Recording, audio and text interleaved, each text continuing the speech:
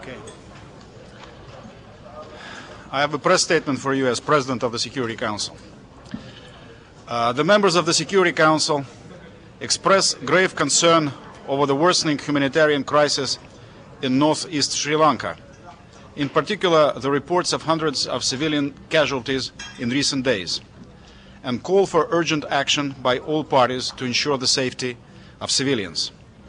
Strongly condemn the LTT for its acts of terrorism over many years and for its continued use of civilians as human shields, and acknowledge the legitimate right of the government of Sri Lanka to combat terrorism. Demand that the LTT lay down its arms and allow the tens of thousands of civilians still in the conflict zone to leave. Express deep concern at the reports of continued use of heavy caliber weapons in areas with high concentrations of civilians, and expect the government of Sri Lanka to fulfill its commitment in this regard. Demand that all parties respect their obligations under international humanitarian law. Call on the government of Sri Lanka to take the further necessary steps to facilitate the evacuation of the trapped civilians and the urgent delivery of humanitarian assistance to them.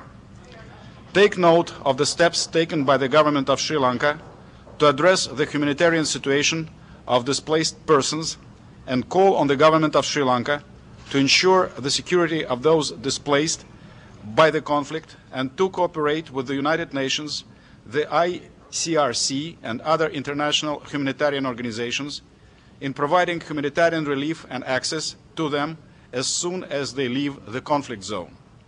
Reiterate support for the personal involvement of the UN Secretary General and urge the government of Sri Lanka to extend full cooperation to the United Nations in order to resolve the humanitarian crisis.